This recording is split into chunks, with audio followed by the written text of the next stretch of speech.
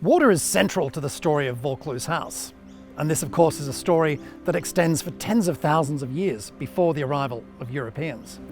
For the Gadigal people that called this valley home, the creek that runs from the escarpment at the head of the valley right down to the harbour provided a reliable source of fresh drinking water. The richer soil surrounding it enabled a wide variety of plant life that in turn attracted birds and animals. These were the resources on which the Gadigal relied. It was the same creek that attracted colonists to the valley, with small land grants intended for farming. Sir Henry Brown Hayes amalgamated these grants into one estate, building the first house in the valley, planting fruit trees, and laying out a kitchen garden, all supplied with water from the creek.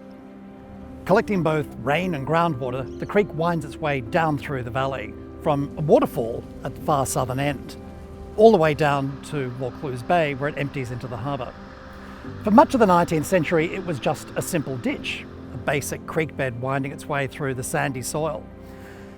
In the 1920s, though, as the sides of the valley had been subdivided, streets were going in and houses built, the amount of stormwater runoff increased dramatically. By the early 1930s, this had become quite a problem. This then coincides with the start of the Great Depression, and an application is made for a relief program for workers to come here. The creek is then lined with stone for its entire length. I'm standing next to this waterway we call a rill, and we are very lucky to have a beautiful, not only a heritage house, but a heritage waterway and a heritage grounds as well. And we're extremely lucky to have the grounds relatively intact from how they were back in the 1800s when the Wentworths lived here. So we're here today because we're conserving this beautiful heritage waterway, and they obviously did an incredible job because 90 years later here we are and we're undertaking conservation work for the first time here. We've removed 32 tonne of silt and 96 tonne of green vegetation. It was blocking up the rill and causing choke points at various locations, and it's obviously affecting the water flow out to the Sydney Harbour. So when there's large amounts of rain, downfall, the rill can actually get inundated with water, so water up to the top of the rill, which can get to the depths of 1 metre.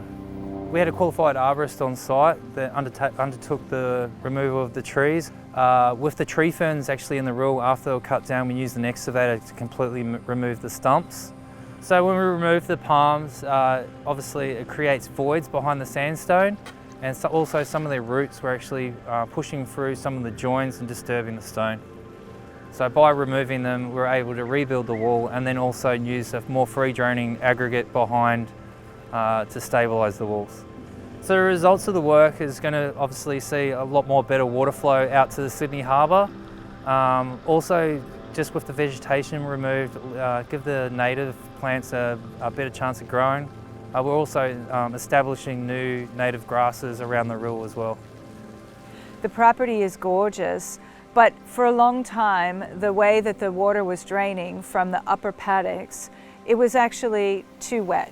And so people couldn't sit and have a picnic or get married on the beautiful grounds of the upper paddocks because of that dampness that was caused by that lack of drainage.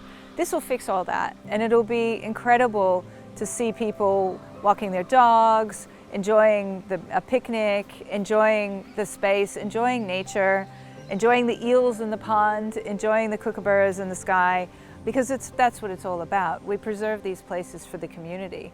What this does for the community is actually enable this space to be used more, to be enjoyed more, and I really hope that you come and enjoy them too.